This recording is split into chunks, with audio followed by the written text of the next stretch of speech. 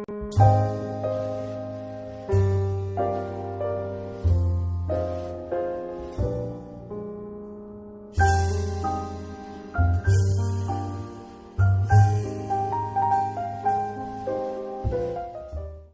a gente hoje vai falar um pouquinho sobre hanseníase e outras dermatoses. Próximo.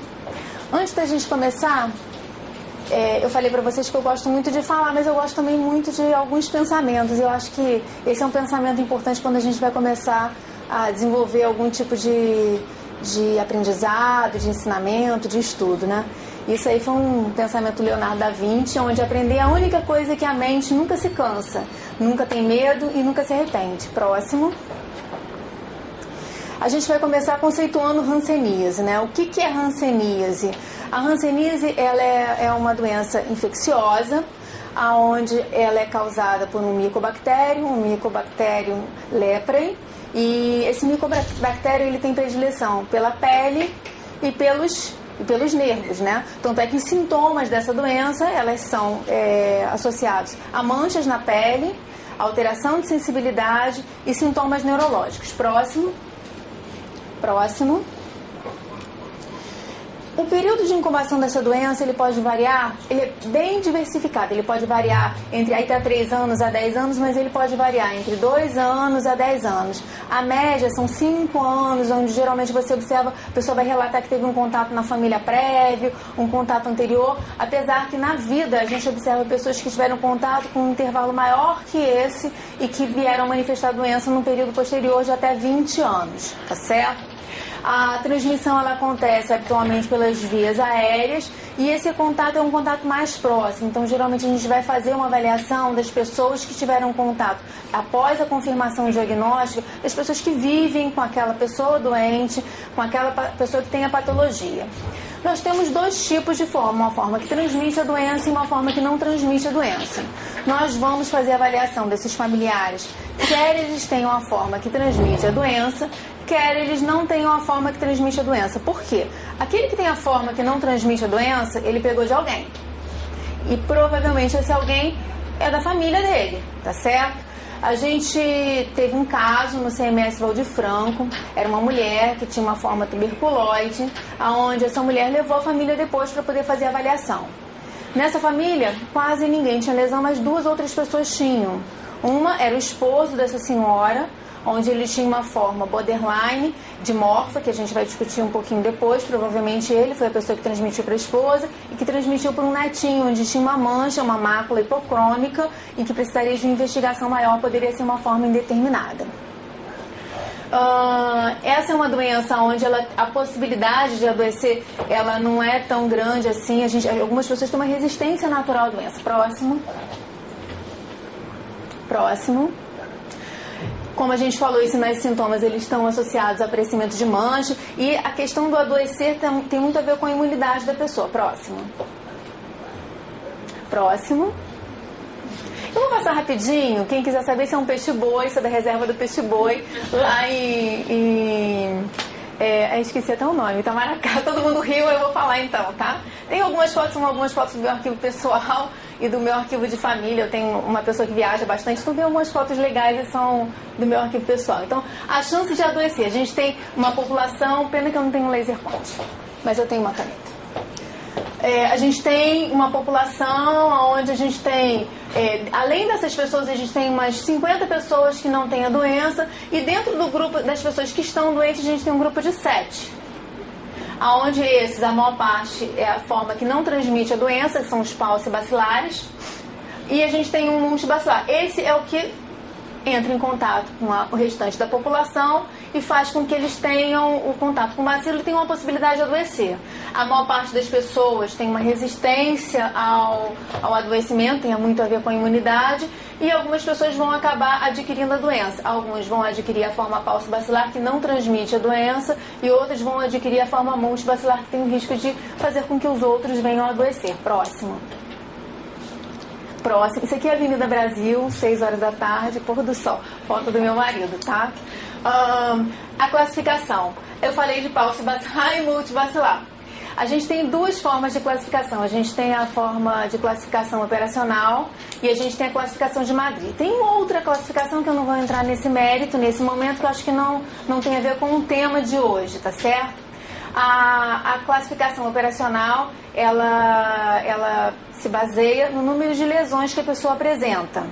E a gente tem a classificação de Madrid, onde ela vai se basear não só no número de lesões, mas principalmente pelas características clínicas daquela mancha, daquela lesão que o paciente ele apresenta, tá certo? Dentre o grupo paucibacilar, que é o que não transmite a doença, a gente tem as formas tuberculose indeterminada, que depois eu vou entrar em mais detalhes, e nas formas multibacilares a gente tem a bichoviana e a dimorfa. Habitualmente, as formas paucibacilares têm a baciloscopia negativa e ela é classificada de acordo com a classificação da Organização Mundial de Saúde, a classificação operacional, em até 5 lesões, e as multibacilares é um grupo que tem um número maior que 5 lesões e habitualmente a baciloscopia é positiva. Sempre essa baciloscopia vai vir positiva? Não. Tá certo? Essa baciloscopia pode não vir positiva. A gente tem observado alguns casos onde as pessoas têm mais de 5 lesões, características clínicas efetivamente de multibacilar. Se você faz uma biópsia, vem com a formação daqueles granulomas, das células de Wischel, que são bem característicos. Você tem todos os estigmas da doença e vem com a baciloscopia negativa. A coleta do material pode ter sido insuficiente, em algum momento se falhou na coleta desse material. Uma vez que a baciloscopia é positiva, mesmo que venha apresentar características de forma tuberculose indeterminada, a gente provavelmente está diante de uma forma dimorfa, tuberculoide, e eu não vou entrar nesse mérito por enquanto. Se for baciloscopia positiva, é multibacilar e a gente vai tratar com 12 doses, com aquele blisterzinho do multibacilar, tá certo? Próximo. Bom, a classificação de Madrid é aquilo que eu falei, que vai distribuir em relação aos polos de acordo com as características da doença, onde vai dividir em indeterminada, tuberculoide, bichoviana ou dimorfo, tá certo? A gente vai estudar mais um pouquinho depois. Próximo. Bom, a classificação operacional, como eu falei, vamos repetir, é de acordo com o número de lesões, onde a gente tem os paucibacilares com até 5 lesões e os multibacilares com mais de 5 lesões. Próximo. Por que eu estou repetindo? Porque isso é importante para a gente definir o diagnóstico, quando a gente não tem tanto conhecimento da especialidade, é a gente saber quantas lesões são, como que a gente vai classificar, para a gente poder determinar o tratamento, qual vai ser a escolha terapêutica daquele grupo, tá certo? Próximo. O enfermeiro pode iniciar o tratamento? Olha, ele pode começar o tratamento sim, tá certo? Mas se ele tiver certeza, só que ele tem que fazer uma avaliação conjunta com o médico. Tá? Ele pode começar o tratamento, mas tem que fazer uma avaliação conjunta com o médico. Eu acho que é mais interessante para o enfermeiro ele levantar uma suspeição. Ele levantou a suspeição, fez a avaliação do teste de sensibilidade. Ele verificou que tem alteração de sensibilidade, não só com aquele kitzinho colorido, que são os monofilamentos, mas também nas clínicas da família principalmente, que tem forno de micro-ondas e tem geladeira, a gente pegar 2 copos ou dois tubinhos de ensaio, se estiver disponível. Se não tiver 2 copinhos, às vezes eu vou às clínicas e faço isso. Pego a água, aqueço no micro-ondas, pego a água da geladeira, pego o algodãozinho e faço o teste. Com água quente e água fria. Eu acho que e até porque a primeira coisa que desaparece é a sensibilidade térmica. Então eu acho interessante a gente fazer. Fez a avaliação? Olha, para mim é hanseníase porque tem alteração de sensibilidade nesse aspecto, é uma mácula hipocrômica, ela tem mais de 4 meses, ela não coça, já passou em 3 ou 4 lugares diferentes, já tratou como micose, já fez isso ou fez aquilo e não resolveu. Aí o colega médico vai avaliar em conjunto e vocês notificam juntos. Eu acho que hoje em dia a gente tem muito processo relacionado à falha diagnóstica, falha terapêutica, e como é uma especialidade e é uma matéria, eu acho que é importante você dividir a responsabilidade, tá certo? Até num primeiro momento, se precisar de ajuda, eu vou junto, eu faço a avaliação junto com vocês. As pessoas têm meu telefone, o telefone está no final da apresentação. Se vocês quiserem copiar, vocês podem copiar. Mas assim, não vão me chamar para fazer diagnóstico de tinea corporis, tá? Eu vou ficar chateada com vocês. Por favor. Que seja um caso que efetivamente tem uma suspeição. A gente tem um caso, até uma dermato que está avaliando, está acompanhando, Um caso super complicado, eu discuti com a Flávia, a gente levou isso daí até para a Raquel. Vou te falar que eu não sei se ela tem hanseníase. Acho até que se a gente tivesse avaliado como eu avaliei naquele dia, antes de ter começado o blister, a gente poderia ter fechado o diagnóstico. Era uma mácula hipocrômica, onde tinha alteração de sensibilidade e perda de pelo. A colega foi e começou o tratamento para hanseníase. Fez baciloscopia, negativo. Aí a paciente ela tem um plano de saúde. E aí ela foi num dermatologista fora da rede, onde ele fez uma biópsia. E aí essa biópsia veio com infiltrado inflamatório linfocitário. Se vocês soubessem um pouquinho de dermato, eu ia dizer para você que tem mais de 100 doenças que eu posso dizer que dá exatamente esse diagnóstico, tá? Então a biópsia não me ajuda muito. E aí o médico de fora disse que ela podia ter qualquer coisa menos de hanseníase. Só que ela já tinha começado o primeiro blister, ela tomou o primeiro blister. E aí o que começou a acontecer? Meses depois, começou a nascer pelo e diminuiu a nitidez da mancha, da mácula hipocrômica. Então começou a nascer pelo e aí a gente avaliou em conjunto, mas a gente avaliou meses depois. Não tem alteração de sensibilidade, começou a nascer pelo, mas tem a placa. O que eu teria que fazer? Não, a gente vai ver mais na frente, aí eu vou dizer onde é que se enquadra esse caso, tá bom? Então, mais uma vez falando sobre os falsos bacilares e os multibacilares. Os falsos bacilares, então, habitualmente a gente tem pouco bacilo, então quando a gente faz a baciloscopia a gente não consegue coletar o bacilo, a gente tem pouca lesão e habitualmente esses casos têm bastante sintoma neurológico. Os falsos têm uma característica que é interessante, os falsos bacilares eles começam a sentir dor articular, dormência, fraqueza, então eles começam a manifestar esses sintomas porque eles têm uma imunidade boa. Os multibacilares eles começam a imunidade ou por algum outro problema, às vezes eles têm outras patologias, até mesmo uma depressão associada, e eles não se importam muito com a alteração de sensibilidade. Aí eles têm queimadura espontânea, não lembram que queimaram, que bateram, que machucaram. Eles têm alguns outros estigmas, nem sempre os outros sintomas são a queixa principal desses pacientes. Eles têm um número maior de lesões, têm muitos bacilos, então quando você coleta a linfa, vem com bastante bacilo. Próximo.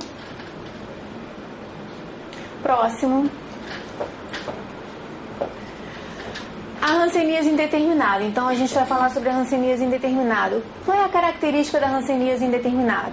Habitualmente ela vai se apresentar como uma mácula, geralmente única ou duas no máximo, hipocrômica ou cor da pele, onde você tem alteração de sensibilidade e perda de pelo. Então se eu tenho uma placa no dorso, eu posso só ter uma alteração de sensibilidade e nada mais. Se eu tenho uma lesão na perna, eu posso ter uma rarefação de pelos, uma alteração de sensibilidade e nada mais. E posso ter uma mácula hipocrômica, tá certo? Aí eu estou diante desse paciente, fiz o teste de sensibilidade, tem alteração do teste de sensibilidade. Quanto tempo você está com essa mancha? Eu estou há 1 ano mais ou menos, já me trataram como alergia, já passei creme de ureia, já passei dexametasona, mas continuou do mesmo jeito. Você fez o teste de sensibilidade, ele veio alterado, tá certo? E se ele não veio alterado, o que você vai fazer para poder você diagnosticar e você confirmar? A gente faz a baciloscopia e vem negativa. A gente faz a biópsia e vem o quê? Infiltrado, inflamatório e linfocitário. O que mais que a gente tem para fazer para poder ajudar no diagnóstico? Existe um teste chamado teste da histamina ou teste da pilocarpina. E esse seria o teste que poderia definir isso daí pra gente. Eu não vou entrar muito no mérito de como é feito esse teste, qual a alteração que a gente observa, mas seria esse teste que nos ajudaria a fechar esse diagnóstico e definir. E esse seria o teste que ajudaria essa paciente a gente definir se deveria ou não retomar o tratamento dessa paciente. Tá certo? Próximo.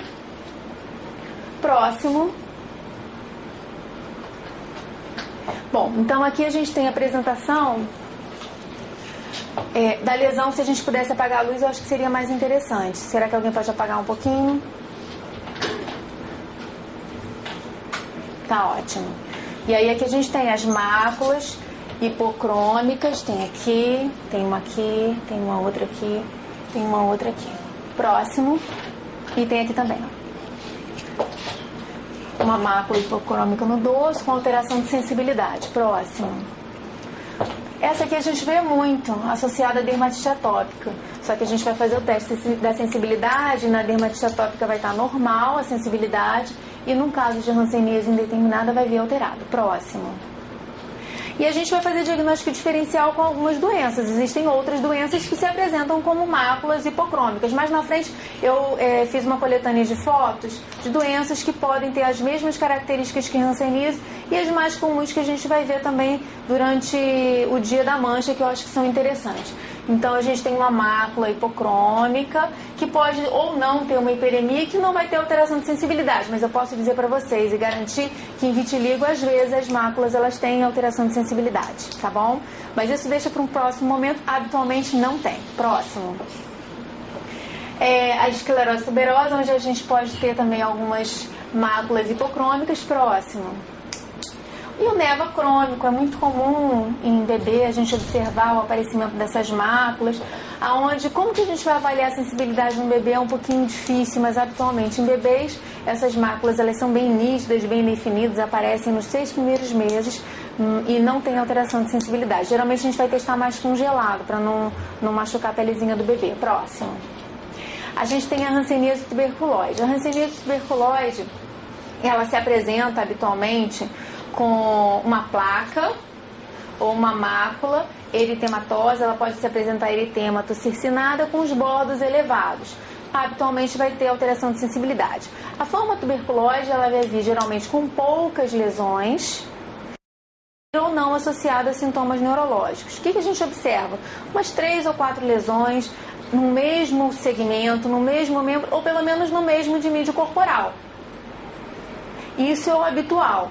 Se tiver sintoma neurológico, a gente vai observar o quê? 2 ou 3 lesões no membro superior, onde a pessoa vai se queixar de dormência ou perda de força naquele membro. Aí você vai palpar o nervo ulnar, ele vai vir espessado. Você faz a baciloscopia, ela vai vir negativa. Se essas lesões elas estiverem assim 6 meses, elas não coçam, tem alteração de sensibilidade, alguém aqui teria dúvida que isso aí seria hanseníase? Eu não teria dúvida que isso seria hanseníase e eu começaria a tratar, tá certo? Na dúvida, a gente faria uma biópsia. Por exemplo, se essa pessoa ela tem, ao invés de ela ter 4 lesõezinhas no mesmo dimídio, ela tem 6 lesões distribuídas, uma parte nesse membro, outra parte no membro inferior, no outro dimídio, e aí eu começaria a ter dúvida em relação à questão se a gente está diante da hanseníase, a gente tem certeza. Mas se a gente está diante de uma forma tuberculose ou então de uma forma borderline, porque não está com 5 lesões, a gente tem um grupo maior de lesões, aí a biópsia poderia ajudar a gente para a gente definir a forma clínica, assim como a baciloscopia. Próximo. E aqui a gente tem a lesão bem característica da forma tuberculose, onde a gente tem uma placa eritemato circinada com os bordos elevados, podendo ter alguns tubérculozinhos nas bordezinhas da lesão com alteração de sensibilidade. Provavelmente essa pessoa tinha alteração de sensibilidade nesse membro, com dormência, formigamento, perda de força. Próximo. Mais uma vez, essa aqui a gente até observa bastante, até porque a gente tem uma população, a gente não tem uma população branquinha, fototipo 1, 2, a gente tem, nossa população, ela é rica de pessoas que têm uma grande diversidade étnica, então a gente tem negros, a gente tem mulatos, então a gente observa até essa mancha com essa característica, tá certo? Um pouquinho mais pardacenta, amareladinha no centro, mas ela é eritemato circinada numa pessoa melanodérmica. Próximo. Mais uma vez, uma lesãozinha maior do que o habitual no membro superior. Próximo. E mais uma vez, essa aqui está um pouquinho diferente, bem grande, eritemato circinada também. Próximo. Adriana, essa última posição poderia ser uma dimorfa? Confundida com herpes zoster? Não, herpes zoster não. A herpes zoster é bem característica. A herpes zoster ela se caracteriza por vesículas agrupadas, acometendo o mesmo dermátomo. Então, na realidade, ao invés de a gente ter isso, a gente teria bolinhas assim, ó, em sequência, vindo até a linha média, associada à dor. Eu não tenho nenhuma foto de herpes zoster aqui. Eu tenho casos até de herpes zoster facial, mas não é assim. Ele é um pouquinho diferente. Tem uma outra doença que eu vou mostrar, e as vesículas elas se agrupam, elas acometem esse dermátomo com essa característica que eu te falei, e aí tem uma lesãozinha parecida um pouquinho mais na frente de uma outra doença, mas não acometendo um dermátomo, mas a característica clínica da bolinha, da vesícula, é parecida com essa outra doença que eu vou mostrar mais na frente, então essa não seria diagnóstico diferencial. Eu poderia fazer diagnóstico diferencial com granuloma anular e com sarcoidose. São as outras doenças que poderiam se apresentar dessa forma, mas não teriam alteração de sensibilidade, tá certo? Próximo. E aí, até pra gente fazer o diagnóstico diferencial, aqui a gente tem uma placa, eritema circinada, aonde não vai ter alteração de sensibilidade. Essas lesões são muito comuns em criança e elas habitualmente coçam, mas podem também não coçar, então a gente tem que fazer o teste de sensibilidade. O que vai definir, o que nos vai dar o diagnóstico do granuloma anular? Seria a biópsia, tá certo? Próximo. Aqui a gente quase não vê mais, mas eu tenho um caso pessoal até de um HIV, onde ele tem neurosífilis, e eu acho que é importante a gente ilustrar isso daí e trazer novamente à mente a questão da sífilis, principalmente ela associada ao HIV, tá certo? Então, acredito que a gente vai começar a ver casos de sífilis terciária ou então casos de sífilis secundária latente, que são patologias à parte e associadas ao HIV. Viu, então, uma lesão, uma placa eritema circinada? A gente não pode esquecer de pedir a sorologia para sífilis, o VDRL, o FTABS, para a gente fechar o diagnóstico e o anti-HIV, tá? Próximo. E a tinea corporis. A diferença da tinea corporis é que a lesão, ela coça muito, e ela evolui de forma rápida e ela vai aumentando até a gente começar a tratar. Então a gente tem as placas bem definidas, eritemas circinadas, muito pruriginosas, podendo apresentar cor central, próximo de aparecimento rápido. Então não vai ter aquela evolução de 3, 4 meses, vai ter uma evolução de 15 dias, 20 dias, uma semana, tá certo? Eu tenho paciente que vem me procurar no consultório, doutor, apareceu, tem uma semana tinha umazinha, agora eu tô com 5. Estava na piscina, na praia, o cachorro pulou na piscina e aí apareceu aquela lesão. Então é muito comum. Então eu fui na praia, na região dos lagos, e aí apareceu aquela lesão. Então é muito comum a gente observar o aparecimento desse tipo de lesão. Essa aqui é a forma mais difícil de diagnosticar, que é a dimorfa. É uma forma intermediária, onde a gente pode ter uma forma clássica da dimorfa, que a gente chama de dimorfa, que é a gente tem um eritema difuso, onde a gente tem algumas áreas brancacentas no meio, onde a gente tem um aspecto de queijo suíço, que a gente chama habitualmente. Esse é o característico do dimorfo. Mas o dimorfo ele pode variar de uma forma se aproximando do tuberculose, que é aquilo que eu falei. Uma pessoa que não tem 5 lesões, mas tem 6, eritema circinado, ou então se aproximando do virchoviano, onde ele tem 5 lesões nodulares num segmento onde você faz a baciloscopia, ela vem positiva.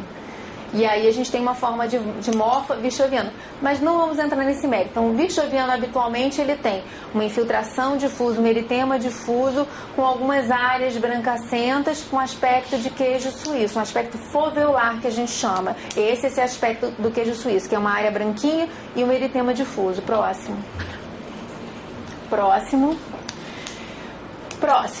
Você está falando um pouquinho das bordas? Próximo. Se alguém quiser saber, aquilo ali são algumas fotos de alguns lugares da Argentina bem legais. Quem quiser conhecer a Argentina, acho que vale a pena. E aqui falando um pouquinho da lesão característica do dimorfo, né? Onde ela tem aquele aspecto foveolar com as lesões nodulares. Na realidade, as lesões não são as lesões nodulares, é aquela ali área de pele sã. O que é lesão é a infiltração difusa que a gente tem ao redor. Próximo. Aqui é um detalhe da lesão, onde a gente tem a pele infiltrada toda ao redor, com uma areazinha brancacenta no centro. É um detalhe da foto seguinte, próximo. Onde a gente tem, tá vendo? Um aspectozinho foveolar, umas areazinhas claras e infiltração difusa no tronco. Vocês conseguem ver? Conseguem? Sim ou não? Tá. E aqui, ó. Detalhe, aqui já está aparecendo um pouquinho com tuberculose, com as placas eritema circinadas. E aqui é aquele que eu falei para vocês que vai se aproximar do tuberculose, onde a gente tem uma lesão, uma outra lesão passando desse dimídio, acometendo o dorso. Esse paciente ele tinha outras lesões em outros segmentos. E aí a gente tinha mais que 5 lesões com um aspecto que lembrava tuberculose, mas era um dimorfo. Próximo. Aqui também um dimorfo, com umas placas bem parecidas com a forma tuberculose, mas só com muitas lesões. Próximo. Mais uma vez, lembrando tuberculose, uma área central, acometendo o membro superior. Isso aqui é uma forma dimorfa tuberculoide. Próximo. E a forma virchoviana. Essa é a forma que a gente não quer ver. Tá certo?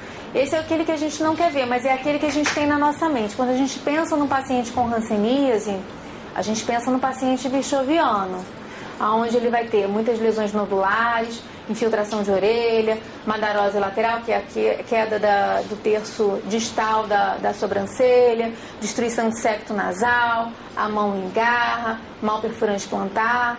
Esse é o que a gente não quer ver, mas é o que a gente tem em mente. Quando a gente pensa no paciente com hanseníase, a gente pensa no paciente com essas características. A forma dimorfa e a forma virchoviana são as formas que transmitem a doença. E são essa figura que a gente está procurando como a figura do hansênico, mas a gente esquece das outras formas, e é na outra forma que a gente vai fazer mais diagnóstico e que a gente vai, junto com a busca dos contatos, encontrar as pessoas que têm essa forma dimorfa e virchoviana, que nem sempre vão à unidade, ou que têm uma história complicada, ou que ficam dentro do domicílio, ou então dentro da comunidade. Na época em que eu trabalhava no EITEL, eu fiz um diagnóstico uma vez de uma criança, onde essa criança ela tinha uma mácula hipocrômica no dorso com alteração de sensibilidade. Lá, na época, na unidade, a gente tinha muita facilidade para fazer a baciloscopia. Eu tinha um profissional que trabalhava comigo e que ele fazia sempre a baciloscopia. Fiz o teste de sensibilidade alterado. Uma mácula única, hipocrômica no dorso, de uma criança de 7 anos na época. E fiz a biópsia. A biópsia demorou 300 anos para vir, tá? E aí veio o resultado da baciloscopia. A baciloscopia veio positiva 2 cruzes, ou seja, extremamente positivo, tá? Eu achei que tinham trocado o material e repeti, porque uma mácula hipocrômica no dorso, numa criança, eu nunca imaginei que poderia ser de verdade um virchoviano numa criança, dentro de uma comunidade, dentro do Rio de Janeiro, dentro da capital do Rio de Janeiro. A gente repetiu, veio positivo.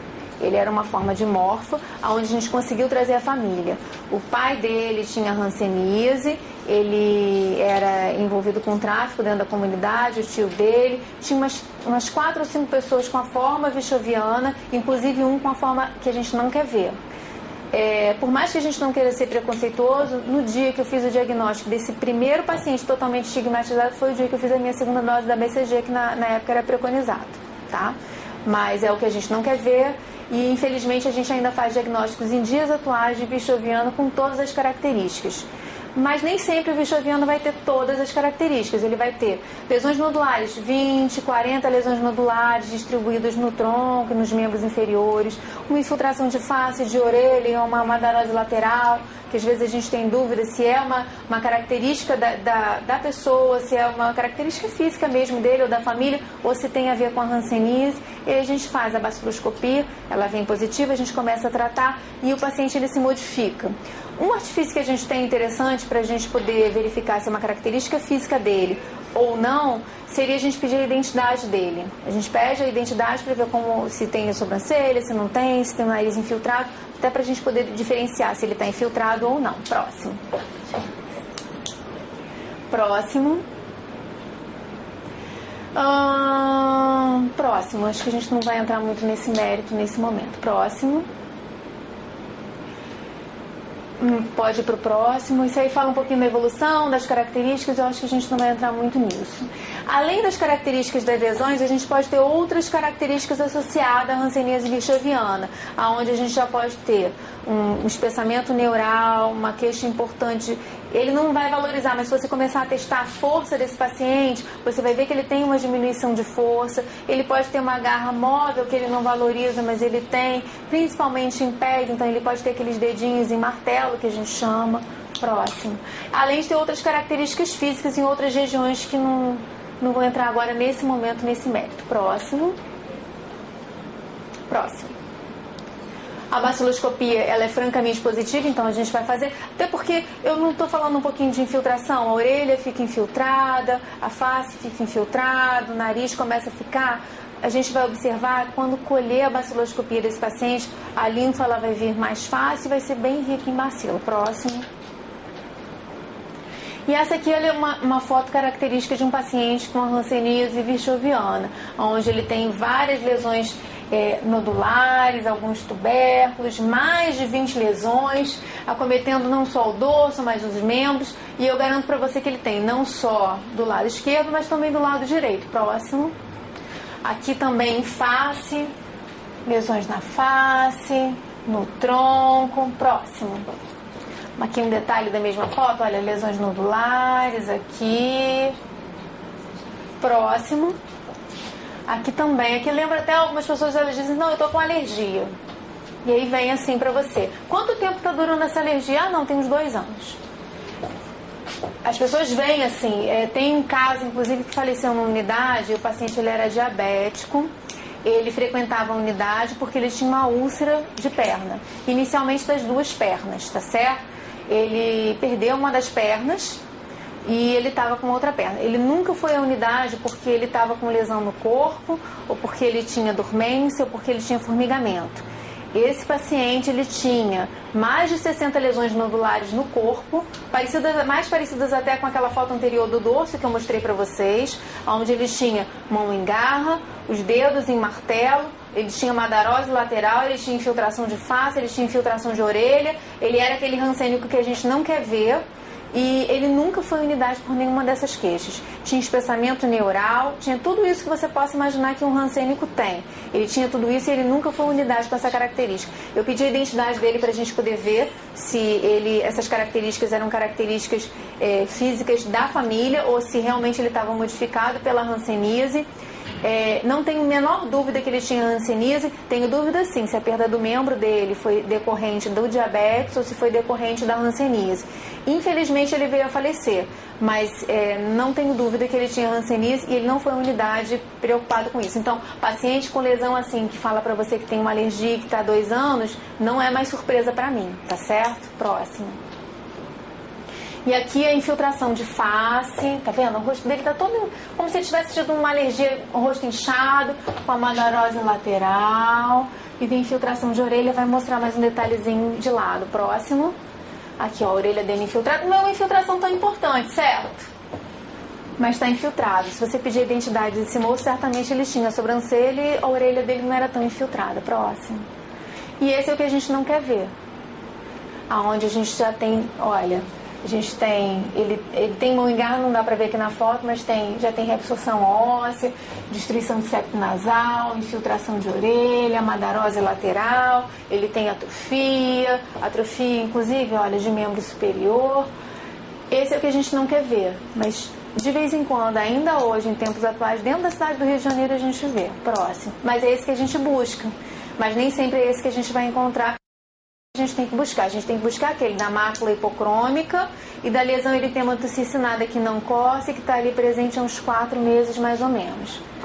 Aqui infiltração de orelha, com uma lesão nodular em orelha, faz diagnóstico diferencial com uma outra doença que eu vou mostrar mais à frente. Próximo. Esse aqui também é um clássico, onde a gente tem várias lesões em placa, eritemato infiltradas, acometendo todo o dorso, com distribuição simétrica, bilateral, sem respeitar só um de mídia. Próximo. Aqui é só para a gente lembrar das características principais do multibacilar e do pulso bacilar. O pulso bacilar, onde a gente tem poucas lesões, até 5, geralmente acometendo só um de mídio, então a gente pensa que o paciente ele vai ser assim ou assim, acometendo geralmente só um de mídio com poucas lesões, podendo ou não ter sintomas neurais, onde a baciloscopia dele vai vir negativa.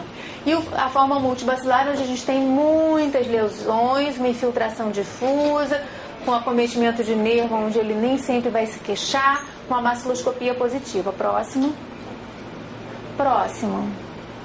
Mais uma vez, para lembrar as características, como eu vou deixar a aula para vocês copiarem, eu acho que é uma coisa interessante para, de repente, a gente ter acesso no computador, para a gente lembrar direitinho quais são as características da forma pauci-bacilar, onde a gente tem a forma indeterminada com a mácula hipocrômica, onde a gente tem a forma pauci-bacilar tuberculose também com a baciloscopia negativa, com as placas eritematosas ou eritematocercinadas, acometendo geralmente só um dermátomo ou um dimídio.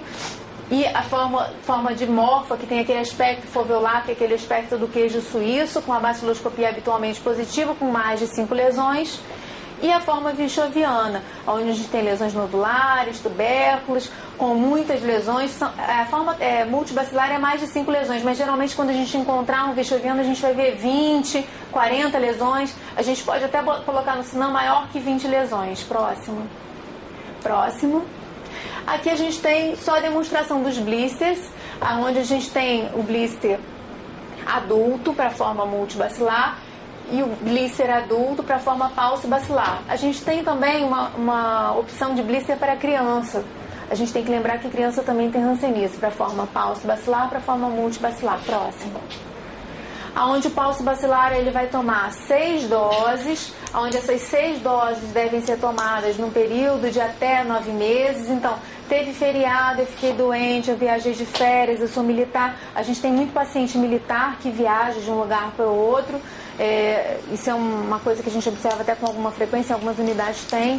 E aí ele não conseguiu fazer direitinho, seguindo bonitinho. A gente só tem que contar que essas 6 doses a gente tome nesse período de 9 meses para garantir que ele fez o tratamento de forma efetiva dentro do prazo correto. E o que a gente chama de dose? Volta naquele anterior, por favor.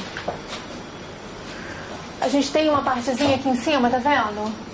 Onde no pauci-bacilar a gente tem 3 comprimidinhos que a gente chama de dose. E o restante da cartela ele leva para casa para tomar ao longo do mês. Ele vai tomar um comprimido desse por dia.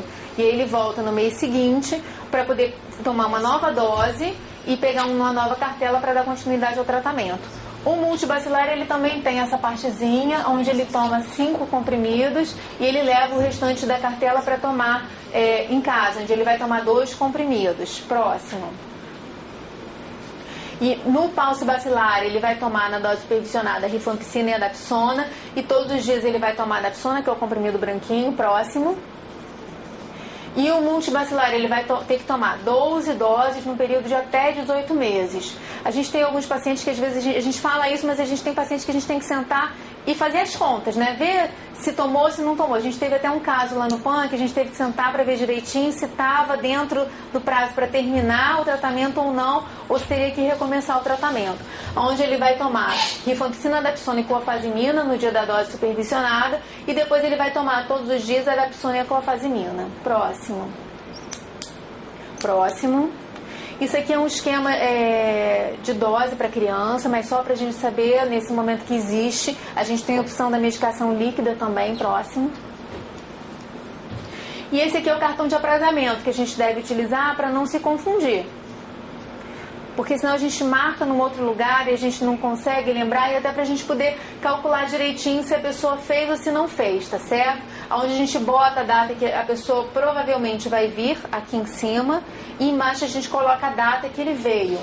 Por exemplo, aqui, olha, ele tomou no dia 19, ele deveria vir no dia 19 do mês subsequente, só que ele não veio, ele veio no dia 10 de junho, para dar continuidade ao tratamento.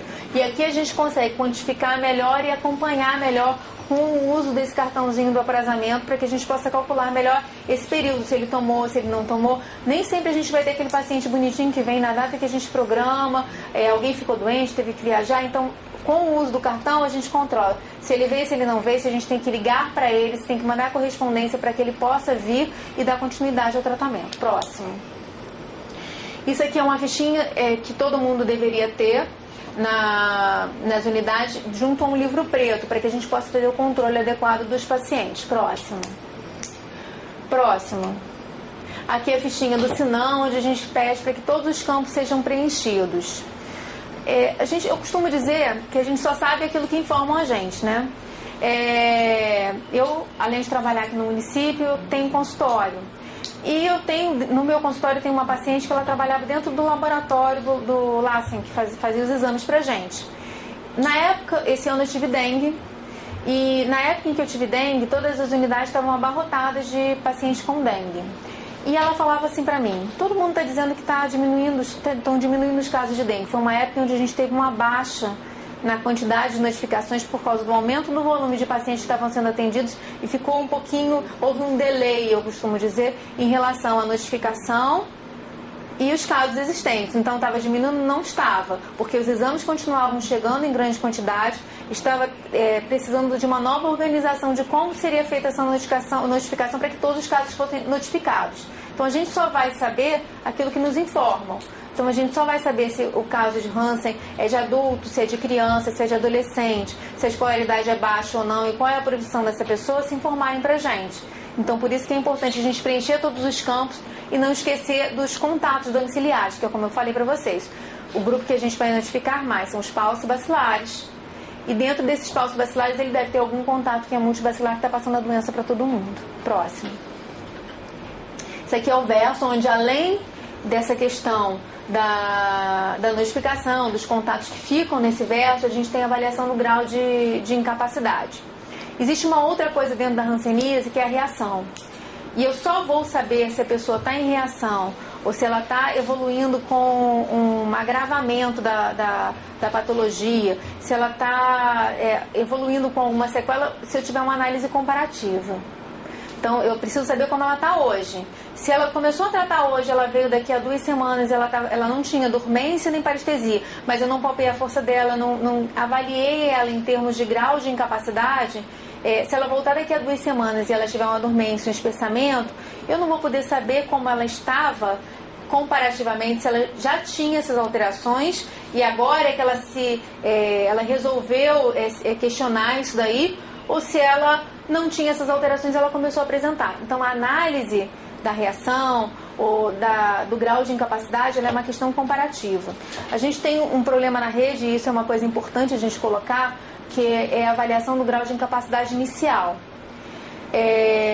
A gente tem tentado trabalhar para que o diagnóstico ele venha junto com essa avaliação no grau de incapacidade inicial, para que a gente possa estabelecer se a pessoa ela fez o tratamento e evoluiu com sequelas ou não, para a gente poder avaliar se essa pessoa ela já apresentava sequelas e ela só não agravou mais ainda o quadro, ou se ela conseguiu evoluir bem ao longo do tratamento e ficou bem do começo ao final. Mas isso é uma análise comparativa, tá certo?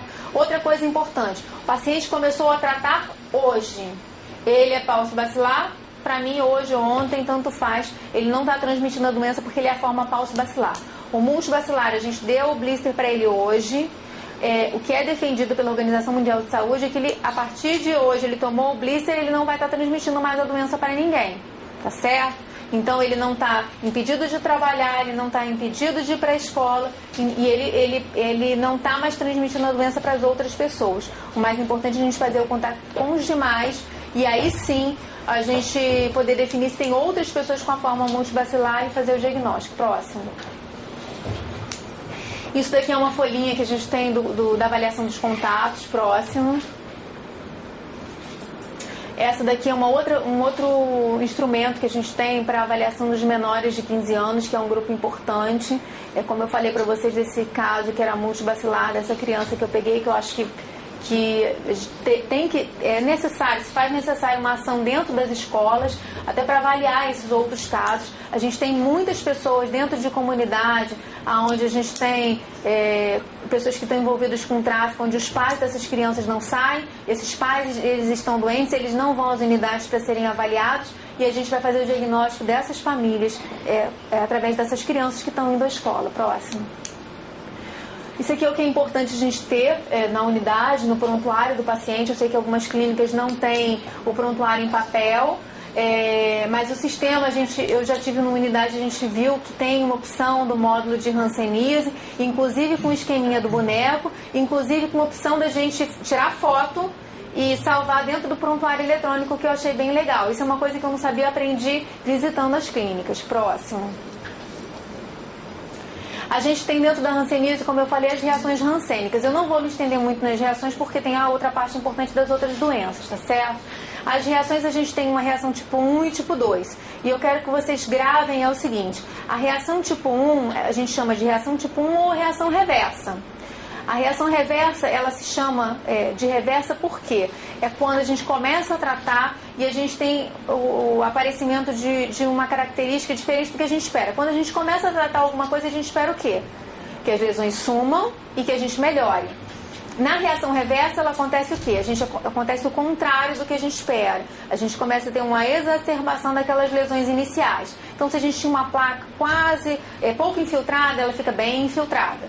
Se a gente tinha um nódulo, ele fica maior. Então, é uma reação contrária do que a gente espera. A gente tem uma exacerbação das lesões iniciais e a gente pode ter uma neurite associada. Então, aquele paciente começou a tratar há 15 dias, há um mês, e veio a unidade e falou assim, olha, doutora, eu estou com dormência, minhas manchas pioraram, acho que eu estou com alergia ao remédio. Mas isso é o que a gente chama de reação reversa. Existe um tratamento específico, mas isso é para o especialista, tá certo? Próximo. Isso é falando justamente isso que eu disse para vocês. Próximo. E a gente tem uma reação tipo 2, que é a reação tipo eritema nodoso, onde ela lembra muito uma farmacodermia. Próximo. Isso aqui é uma reação reversa, onde essa moça ela tinha as placas pouco infiltradas na face, e essas placas ficaram bem infiltradas, parecendo até nódulos. Próximo. Aqui também, ele tinha quase uma mancha, uma mácula eritematosa na face, onde ele começou a tratar e essa mácula ela virou uma placa infiltrada. Próximo, uma reação reversa. Aqui uma outra apresentação de uma reação reversa, onde ele tinha uma mácula eritematosa, eritema toxicinada, e ela ficou uma placa infiltrada com descamação. A gente pode observar descamação também na reação reversa. Próximo. Mais uma vez, uma placa eritematosa infiltrada. Próximo. E aqui é mais um episódio, mas esse aqui ele tem uma multiforme, onde ele tem lesões em alvo, algumas outras lesões glandulares. Próximo. Próximo. Próximo, isso a gente já falou. Parecendo bem um eritema multiforme, com algumas lesões em alvo, algumas lesões infiltradas. A gente pode ter inclusive vesículas. Próximo. Essa aqui ficou ruim. Próximo. Aqui com vesículas, algumas até com crosta. Próximo. Sei mais um caso de eritema multiforme. Próximo, eritema nodoso, com acometimento inclusive de palmas e plantas. Próximo. A gente tem fenômeno de Lúcio, que é um outro tipo de reação, que é uma vasculite, e isso é muito raro, é muito difícil a gente observar. Lembra aquele caso que eu falei para vocês, que foi na unidade, com uma adarose lateral, infiltração de face, infiltração de orelha, com mais de 40 lesões, onde ele também era diabético, tinha uma úlcera de membro inferior e ele teve uma amputação? Essa amputação ela pode ter sido consequência de um fenômeno de Lúcio. Próximo. Só para vocês saberem que existe. Próximo. Próximo. Bom, e aí agora a gente vai entrar no diagnóstico diferencial. Então, quando a gente pensa numa mácula hipocrômica, a gente vai avaliar se essa mácula ela tem ou não alteração de sensibilidade. Se ela tiver alteração de sensibilidade, ela tiver existindo já há mais de 4 meses, não respondeu a outro tipo de terapêutica, a gente vai pensar numa hanseníase indeterminada. Além da hanseníase indeterminada, a gente pode ter os nervos acrômicos, como a gente falou antes, o vitiligo, a ptiríase versicolor, a sífilis, uma hipocromia residual pós-inflamatória, numa cicatriz, a dermatite seborreica e a ptiríase alba. Próximo. Aqui é um caso de um nervo acrômico no membro inferior. Eu vim porque eu tenho essa manchinha na perna, eu tenho ela desde que eu nasci. Vai avaliar, vai fazer teste de sensibilidade, ele vai vir normal.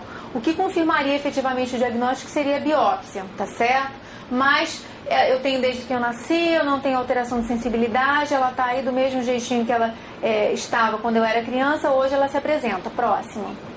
O vitiligo, aonde a gente pode ter o acometimento de qualquer região do corpo. Habitualmente as lesões de vitiligo, elas acometem extremidades ósseas com distribuição simétrica e bilateral. Cotovelo, joelho, mas não obrigatoriamente. Ele pode acometer só uma mão, só a face, só a genitália. Próximo, não vai ter habitualmente alteração de sensibilidade. Mais um caso de vitiligo. Próximo. Esse daqui é um caso de ptiríase versicolor, onde a ptiríase versicolor é uma das coisas que certamente a gente vai ver bastante na semana que vem.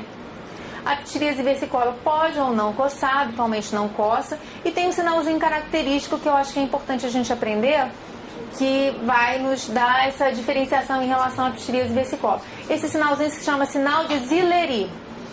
O sinalzinho de Zilleri, ele se fundamenta no seguinte princípio.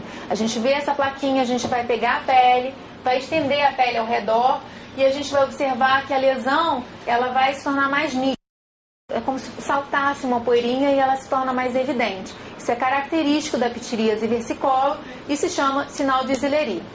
Ele se distribui habitualmente em dorso, começando pelo pescoço, e ele se distribui como se fosse um chuveiro, como se fosse uma árvore de Natal no dorso. Pode se apresentar dessa forma, hipocrômico, mas pode ser eritematoso ou acastanhado, tá certo? Próximo. Aqui só para vocês saberem das diversas formas da ptiríase versicolor, mais uma lesãozinha, onde o sinal de Zilleri também vai vir positivo. Próximo. Mais um caso onde a pessoa teve a distensão dessas lesões e elas podem coalescer, elas podem se juntar, tá certo? Aqui ele veio, tinha tanta lesão que se juntou só na bordinha que a gente vê aquelas plaquinhas parecendo um confete, onde o sinal de Zilleri vai ser positivo. Alguns pacientes não vão ter o sinal de Zilleri positivo. Eles estão, eu estou usando um creme porque minha pele está ressecada. Apareceu aquela mancha que fica depois que eu vou à praia. Se estiver usando creme hidratante, não vai aparecer o sinal de Zilleri e ela vai dizer assim, não, a mancha está aumentando, mas não vai ter o sinal de Zilleri porque está usando o creme. Então a gente pede para a pessoa suspender uns 15 dias o creme hidratante para confirmar e vai tratar com antifúngico tópico. Próximo. Mais um caso de ptiríase versicolor, agora dessa vez acastanhado. Próximo. E a gente pode ter uma apresentação da sífilis como uma mácula no dorso. Próximo. No caso, isso aí não era, não. Isso era uma hanseníase indeterminada, só para ilustrar, porque eu não consegui nenhuma foto legal, tá? Próximo. A gente pode ter uma hipocromia pós-inflamatória numa cicatriz, por exemplo. Próximo. A gente pode ter a dermatite seborreica, com algumas placazinhas hipocrômicas, algumas eritematosas. Geralmente a dermatite seborreica coça. Pode ter acometimento do dorso, couro cabeludo, face. Na face habitualmente em sobrancelha, na asazinha do nariz, na região malar. Mas pode acometer outras regiões também. Essa região pré-external, virilha, axila e nádega. Próximo. A ptiríase alba, que a gente vê muito, e a dermatite atópica também, com umas máculas hipocrômicas que não vai ter alteração de sensibilidade. Próximo. As outras apresentações onde a gente vai ter placas infiltradas. Próximo. A gente tem a psoríase, que ela se caracteriza por placas, eritemato escamosas. Essas escamas, elas são bem grossas. Existem algumas características da psoríase que a gente pode fazer o diagnóstico clínico. A gente tem o sinal da vela. A gente pega essas escamas, pode pegar com uma tampa de caneta, então um abaixador de língua é melhor. E aí a gente vai, como se a gente estivesse descascando uma vela mesmo, tirando aquela cerinha da vela, e a gente vai removendo essa escama. Não tentem fazer, se a gente estiver junto no treinamento, de repente se tiver algum caso de psoríase eu mostro para vocês. Até que a gente remove essas escamas e aparecem alguns pontinhos de sangue. A gente chama de orvalho sanguíneo ou sinal da vela. Próximo. Mais um caso de psoríase. Próximo. A gente tem uma apresentação que é a psoríase gutata. A psoríase gutata, ela lembra muito uma alergia. Algumas pessoas tendem a buscar ou fazer diagnóstico diferencial com a psoríase rósea. É uma entidade que aparece principalmente em crianças. Pode fazer diagnóstico diferencial com hanseníase. Coça habitualmente, tá? Próximo. A dermatite seborreica na face, acometendo aquelas áreas que eu falei, ó, asas, nariz, região malar, sobrancelha com uma descamaçãozinha aqui. E aqui nessa região pré-auricular. Próximo. Mais um caso de dermatite seborreica, cometendo o dorso. Próximo. E a face. A asa de nariz. Essa outra partezinha aqui da face. Perioral. Próximo. Aqui é a ptiríase rósea. Eu gosto muito da ptiríase rósea, porque eu acho ela bonitinha. Primeiro que o nome dela é bem bonitinha. Ptiríase rósea de Gibert. É uma doença que a gente vê com uma certa frequência. Eu acredito que a maior parte de vocês já tenha visto na vida, né? A ptiríase rósea, ela se caracteriza por uma lesão grande inicial, eritema circinada, que a gente chama de lesão mãe, ou célula mãe. Depois dessa lesão, a gente tem um aparecimento de outras pequenas lesões com a mesma apresentação clínica. Eritema circinada, descamativas, podem ou não coçar. A evolução dela habitualmente é em torno de 30, 40 dias, mas pode se estender por um período de até 4 meses a recuperação.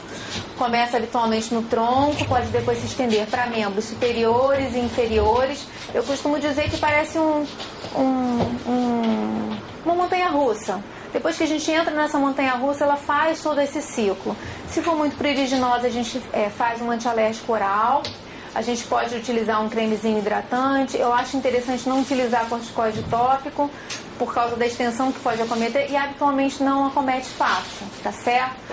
A gente pergunta para o paciente se ele teve algum tipo de sintoma respiratório, uns 30, 40 dias anteriores ao aparecimento da primeira lesão. Habitualmente ele não lembra.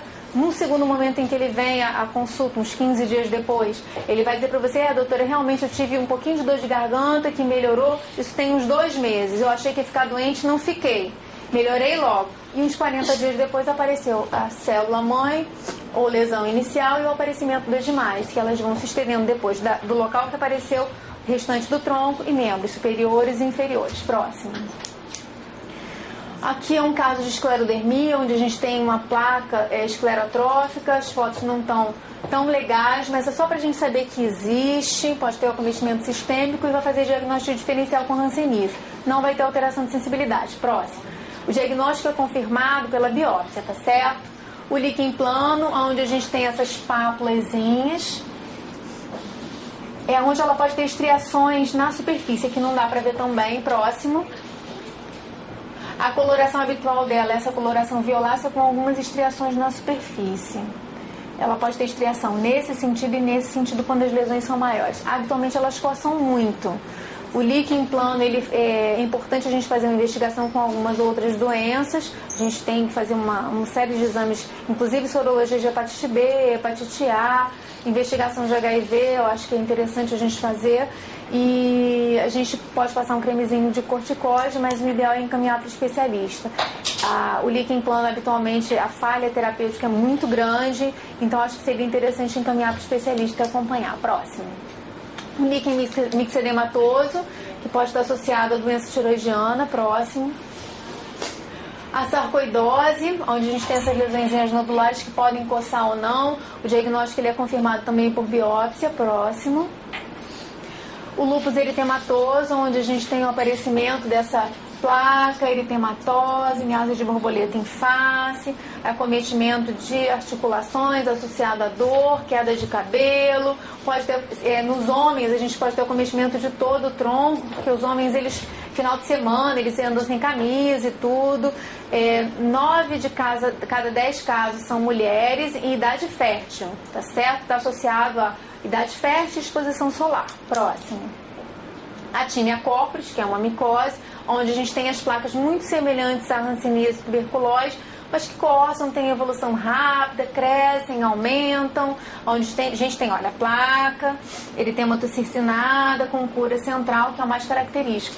A outra lesão que aparece, vai aparecer com uma certa frequência, próximo. Enquanto a tínia a gente vai tratar com antimicótico, a gente pode ter um impetigo, onde a gente vai ver também com muita frequência na semana que vem. A gente, por favor, tratar com antibiótico, né? Não vamos fazer esperar mais nada para... Fez o diagnóstico durante a semana na mancha, a gente vai tratar. Próximo. Onde a gente tem as placas eritêmato circinadas, com ou sem crosta melicérica na superfície, com ou sem bolha. Em relação às doenças com lesões nodulares, a gente tem a leishmaniose, que é mais raro, sendo que a gente está numa área endêmica para leishmaniose. Hoje em dia a gente raramente vê nessa forma de apresentação. Próximo. A gente tem a cromomicose e vem as doenças mais raras, com placa eritema circinada, com úlcera, placa eritema circinada e lesões nodulares necróticas. Próximo. A esporotricose, que a gente hoje em dia vê também com muita frequência. A gente, no Rio de Janeiro, a gente está numa área endêmica de esporotricose, onde a gente vê as lesões nodulares, ulceradas, com saída de secreção purulenta, que podem acometer a drenagem linfática do segmento. Aí vão aparecendo vários abscessozinhos, vários nódulozinhos, acompanhando a drenagem linfática daquele membro. Membro inferior, membro superior e mão. Muitas vezes a gente erra no diagnóstico de uma esporotricose, que a gente esquece que as pessoas têm jardim, tem gato, já fui na unidade de saúde, já fui no UPA, já me deram um antibiótico e eu não melhorei. Então eu melhorei um pouquinho porque tinha infecção secundária na lesão, mas eu voltei a piorar. A gente tem que lembrar e fazer pensar mesmo em esporotricose e tratar como esporotricose, tá certo? Próximo. A tuberculose cutânea é muito raro, mas pode acontecer. Eu tive um caso até recentemente com uma lesão no dorso ulcerada dessa forma. Era um caso de um paciente com uma psoríase. Era um paciente eritrodérmico com a psoríase. A gente fez um rastreio nele para fazer biológico, só que ele tinha tuberculose e ele agravou pra caramba, ele foi parar na UTI e infelizmente são as coisas que a gente pode passar na comunidade do Rio de Janeiro. Mesmo a gente tendo feito todo o rastreio, todos os exames, ele tinha tuberculose e ele agravou o quadro, inclusive fazendo uma lesão ulcerada no dorso como essa. Próximo. Mais um exemplo de tuberculose cutânea. Próximo. A gente tem a paracoccidioide micose, que atualmente a gente tem uma lesão em boca. Hoje em dia a gente ainda tem casos de paracoco no Rio de Janeiro. Próximo. Isso na boca e isso aqui no corpo. Essas são as lesões que se assemelham às lesões do herpes zoster. São vesículas agrupadas, só que no caso acometeria um dermato. Tá certo? Próximo. A parapsoríase, onde a gente tem umas placas eritematosas, algumas infiltradas ou não, um aspecto digitiforme. Se você olhar, olha, parecem uns dedinhos. Isso se faz diagnóstico com biópsia. Habitualmente essas lesões coçam bastante. Isso é caso para ser avaliado pelo especialista. A parapsoríase ela pode evoluir ou para uma micose fungóide, ou ser uma micose fungóide, ou evoluir para psoríase. Próximo. As lesões anulares, próximo. Algumas vão se repetir. Mais uma vez a tinea corporis. Eu acho que é importante a gente falar da tinea corporis e do impetigo. Na semana que vem, certamente, a gente vai ver bastante, não esquecer de tratar. E da esporotricose também, que eu acho que é uma doença que a gente vai acabar vendo bastante na semana que vem. Próximo. O impetigo, mais uma vez, próximo. O granuloma anular, que a gente mostrou uma fotozinha anterior, e que eu acho que é uma doença importante. Até porque o granuloma anular, habitualmente, ele coça, mas nem sempre ele vai coçar. A gente vai ter que fazer o teste de sensibilidade nessas lesões. Em alguns momentos, a gente vai fazer a vaciloscopia e até biopsiar. Então, a gente pode ter as lesões nodulares ou uma placa eritemato-circinada. Próximo. Mais um caso no dorso da mão e no pezinho. Recentemente, eu tive um caso de granuloma anular numa criança, onde essa criança, além das lesões do granuloma anular, ela tinha uma história bem interessante. A gente fez teste de sensibilidade, a gente biopsiou essa criança. Nesse inteirinho dessa evolução, a gente chegou a fazer uma investigação de doença autoimune. Essa criança tinha um FAM positivo, essa criança ela tinha nódulos articulares e essa criança tinha doença reumática, tá? Então, ela tinha artrite reumatoide e tinha um granuloma anular. Então, a gente tem que lembrar que o granuloma anular, ela pode vir ou não associada a outras doenças autoimunes, a gente tem que investigar. Então, mesmo que seja um granuloma anular, coçou, incomodou, teve algumas outras lesões, a gente tem que fazer uma investigação para ver se de repente essa pessoa não tem alguma outra doença interna que precise de tratamento e acompanhamento. Se não coçar, a gente fazer o diagnóstico diferencial com a hanseníase, fazer a baciloscopia, de repente fazer a biópsia para a gente firmar o diagnóstico e dar seguimento ao tratamento. Próximo. A lava migros, eu não consegui nenhuma bonitinha com aspecto circinado, mas eu queria tanto, não consegui. Eu tinha antigamente, mas estava num computador em que eu perdi, era bem bonitinha, era eritemato circinado. Algumas no pé, umas no abdômen. Essa aqui é uma forma um pouquinho diferente, mas isso aqui é larva migrans. Eu observei, já tive 2 pacientes onde eles trabalhavam em obra, eles carregavam um saco de areia e cimento nas costas. É a larva migrans nodular, onde tem essas bolinhas, todos parecem os nódulozinhos da hanseníase no dorso, só que eles coçam muito. A gente trata, geralmente, com ivermectina oral, uma boa resposta, uma boa evolução. A gente procura assim, mas a gente procura algumazinha que esteja passeando assim bonitinha, que a gente encontra. Próximo. Aqui, ó, essa aqui tá bem bonitinho, com o orifíciozinho de entrada e a larva passeando. Aqui também. Eu tive um caso bem interessante de larva migrans, que foi o seguinte: foi uma moça que foi passear na região dos lagos e ela entrou na água e tinha os cachorros passeando lá na água também. Ela passou corticoide no abdômen, então quando ela chegou ela estava com várias lesões crostosas, ulceradas, algumas bolinhas, então estava com a lesão totalmente impetiginada. A gente tratou em impetigo, quando a gente terminou o tratamento tinham várias lesões assim. O que ela teve foi um larva migras, ela passou o corticoide, piorou muito, fez infecção secundária porque ela era diabética e fez um impetigo em cima da lesão. Próximo. Necrobiose lipoítica, só para a gente saber que existe, associado à doença tiroidiana. Próximo. O eritema anular centrífugo também associado à doença tiroidiana, só para a gente saber que existem outras doenças que não a hanseníase, outras doenças que nenhuma delas vai ter alteração de sensibilidade. Próximo. O eritema multiforme, que a gente pode ter a apresentação dele associado à reação da hanseníase, reação tipo 2, ou por uma reação medicamentosa. Próximo. A sífilis secundária, que pode ter esse aspecto. Próximo. Mais uma lesão de sífilis secundária, faz o diagnóstico por biópsia, pede VDRL. Próximo. Próximo. Isso aí é outra apresentação com as lesões nodulares. Daqui a pouquinho eu devo ver um caso onde eu vou fazer o diagnóstico diferencial, ou com uma neurofibromatose ou com uma hanseníase virchoviana, onde eu acredito que eu vou encontrar isso aqui. Um paciente com as lesões nodulares, onde a gente vai biopsiar e vai vir um neurofibroma, tá certo? Próximo. Mais um caso de neurofibromatose. Próximo. Mais um caso de neurofibromatose. Próximo. A gente tem sarcoma de Kaposi, que nem sempre ele vai se apresentar com aquela forma violácea, clássica, que a gente observa, associada ao HIV, e algumas vezes a gente vai fazer o HIV por causa do sarcoma de Kaposi. Ele pode se apresentar daquela forma violácea ou eritematosa, lembrando uma placa de hanseníase e tuberculose. Próximo. Uma lesão ulcerada, no caso essa lesão ulcerada ela está com um fundo bem granuloso, bem característico da leishmaniose. Em alguns momentos a gente pode observar a leishmaniose já numa fase de involução, onde vai ficar aparecendo uma lesão eritematocercinada. Próximo. E é uma outra coisa que a gente pode ver nesse período, a gente tem unidade de referência na região. Próximo. Mais uma lesão ulcerada. Próximo. A sífilis secundária, onde ela pode não só ter aquelas pápulazinhas, mas a gente pode também ter vesícula e algumas lesões com crosta. Próximo. A paracoccidioidomicose sem ser aquela apresentação no lábio, com as lesões nodulares e algumas necróticas em face, lembrando até acne. Próximo. Mais uma vez a paracoccidioidomicose. Próximo. Mais um caso de paracoco. Próximo. Essa aqui é aquela que eu falei pra vocês. Tem uma doença que é fazer diagnóstico diferencial com infiltração de orelha com um nódulozinho da hanseníase virchoviana.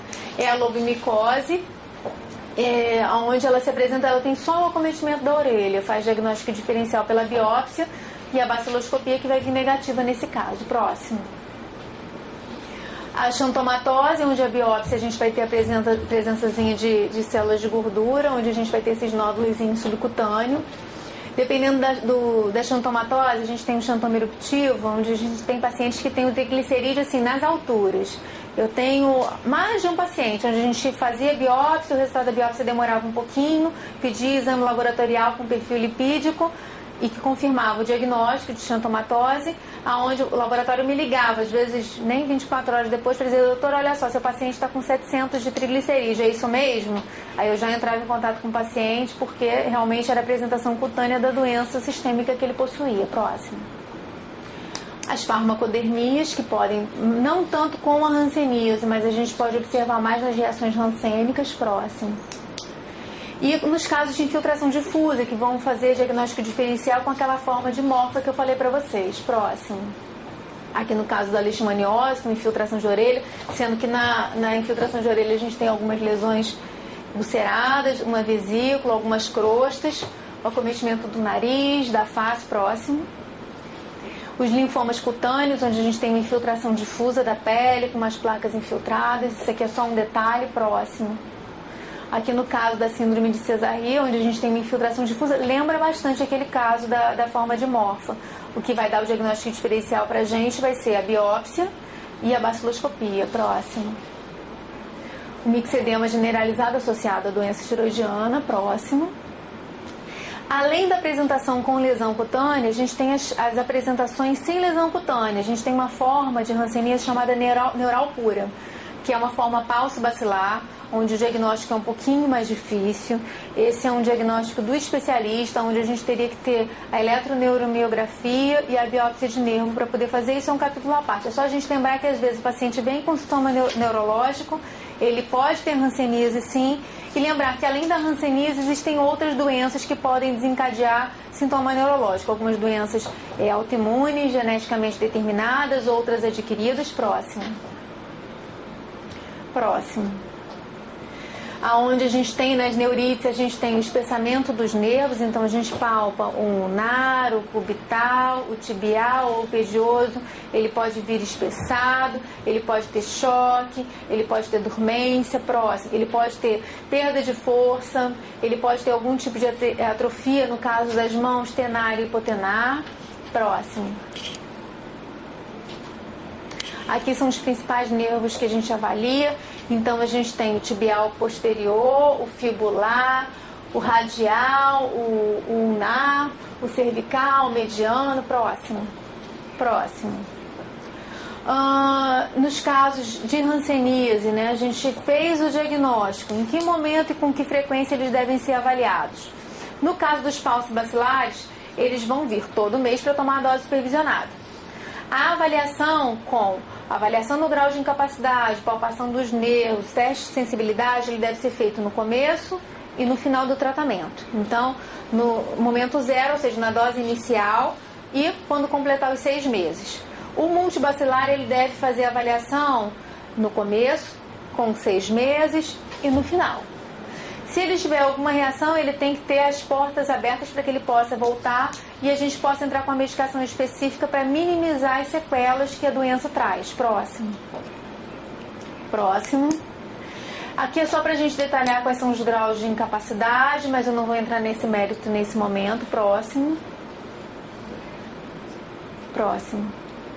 Aqui só para o detalhe daquilo que eu falei que tem no Sinan, com a colocação da avaliação no grau de incapacidade, que é importante a gente fazer no começo e no final. Próximo.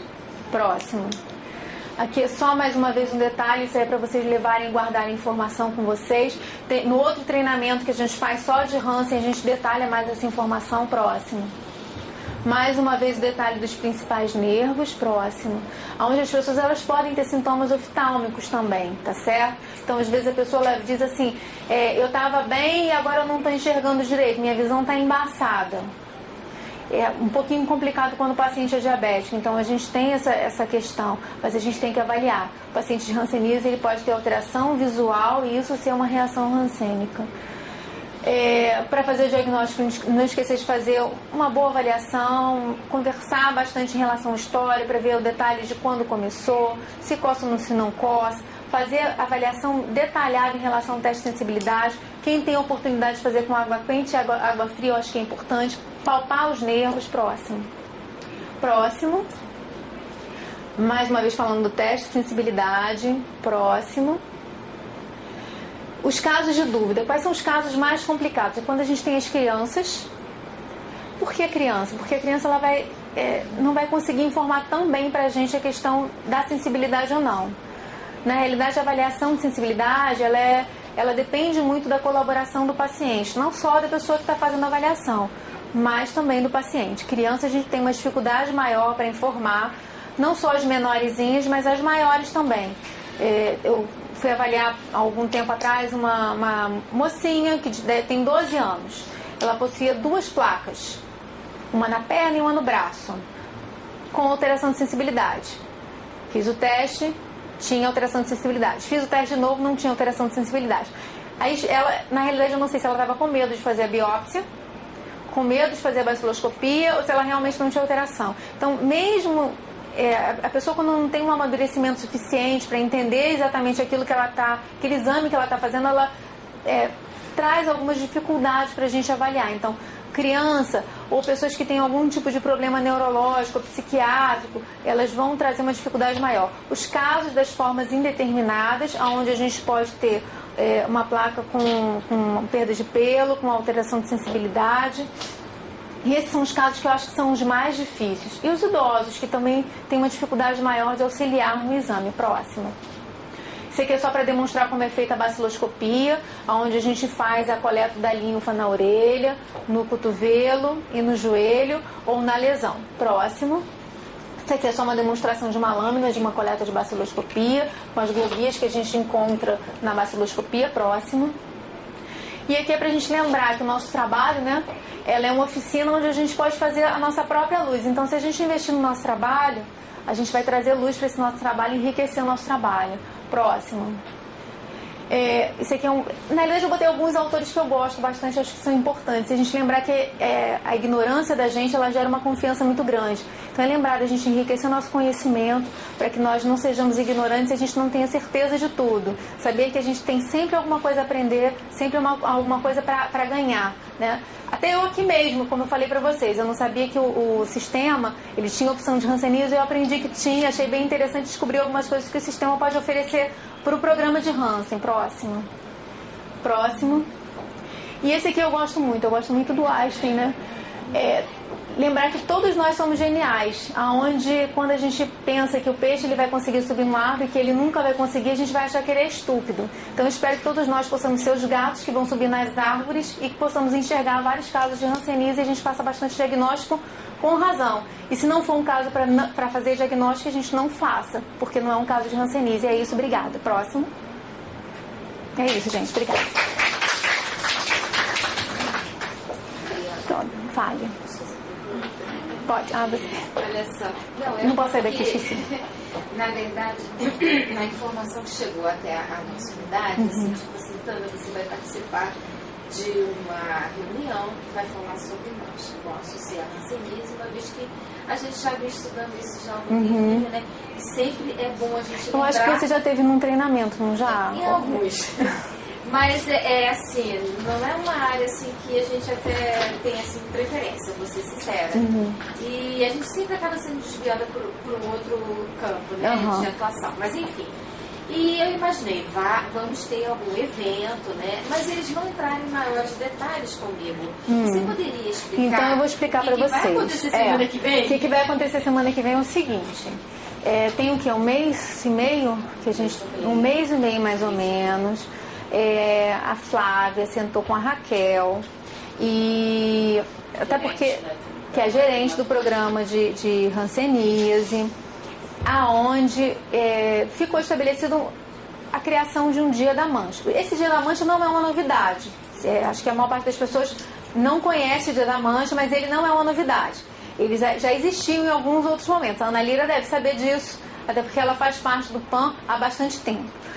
Isso aí aconteceu na época que eu era da CAP, antes de eu ter retornado agora, onde eu, Mônica, participamos organizando esse evento, onde a gente contou com a participação dos profissionais das unidades já envolvidos com o programa. E o que foi feito? Esses profissionais eles foram deslocados na época para os... Como era o nome? Esqueci até. Não era Clínica da Família. Era Clínica da Família já. Não, era só unidades básicas.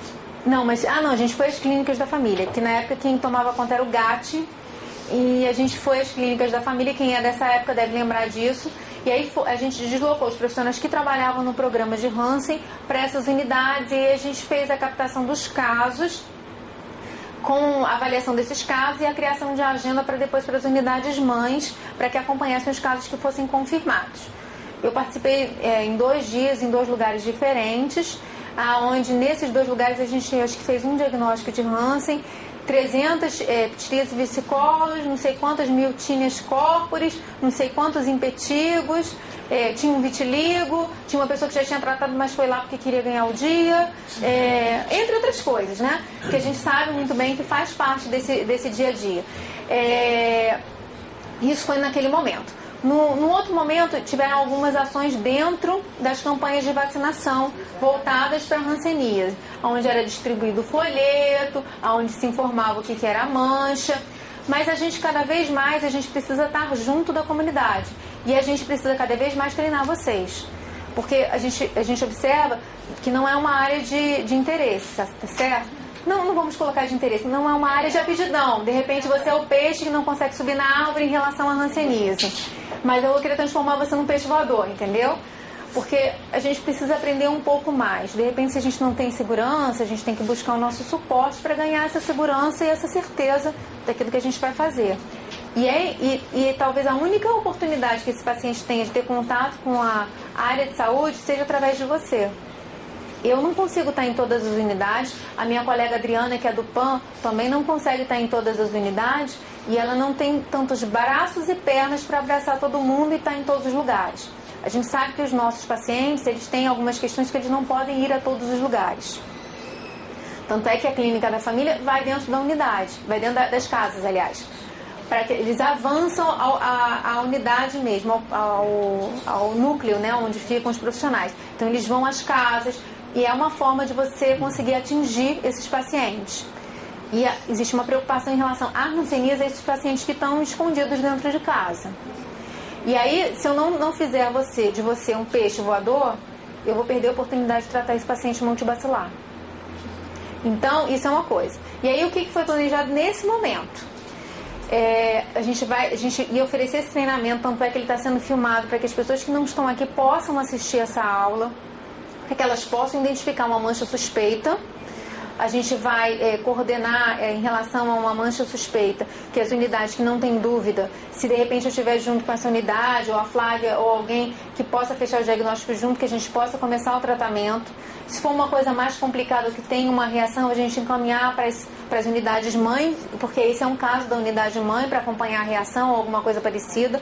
Ou se for algum caso suspeito, um pouco com uma complexidade maior que a gente não possa acompanhar, e que precisa de uma investigação maior para poder fechar o diagnóstico, a gente também encaminha para as unidades mães, tá certo? Mas a gente quer que cada uma das unidades, a gente pediu inclusive isso, que cada uma das unidades criasse uma estratégia de planejamento, para que pudesse fazer esse atendimento à população, com a divulgação, com a rádio comunitária, com o jornal comunitário, e que a gente informasse a população que no dia 28 de agosto, geralmente no mês de agosto, a gente faz esse tipo de trabalho. Ao longo do dia, de 8 às 5 da tarde, a gente estaria fazendo avaliação de mancha no corpo, aonde eu iria ver caso suspeito de hanseníase e 350 milhões de pitiríase versicolo, mais 200 de tinea corporis, mais 30 de impetigo. E que eu pudesse avaliar e tratar pelo menos essas coisas básicas dentro da própria unidade, e aquilo que tivesse uma complexidade maior ou que fosse hanseníase e eu tivesse dúvida, que eu encaminhasse para a unidade mãe. Então no dia 28 seria isso. Esse treinamento não é só voltado para hanseníase, eu falei até um pouco mais de hanseníase, porque eu acho que quase ninguém aqui viu o meu treinamento. Eu estive aqui por 2 vezes, não foi? Teórico. No Olímpia, aqui, para a equipe do Olímpia, eu estive aqui 2 vezes. Mas 2 vezes teórico e 2 vezes prático. Tive no Fiorella também por 2 vezes. Tive no Boá 1 vez, fazendo só um treinamento teórico. Tive no Henrique Monar, mas no Henrique Monar foi só interconsulta mesmo, porque inclusive lá tem dermato. Então tive em algumas unidades, até para dar um suporte. Tive no 3 vezes, vou sair daqui hoje para fazer uma biópsia de um caso lá. Eles não tiveram treinamento, então eles precisam de um suporte maior. Então, na realidade, no dia 28, a gente vai estar fazendo uma Semana da Mancha, sim, com a colaboração dos profissionais. E aí também a gente não vai botar os profissionais sem ter uma avaliação, uma conceituação.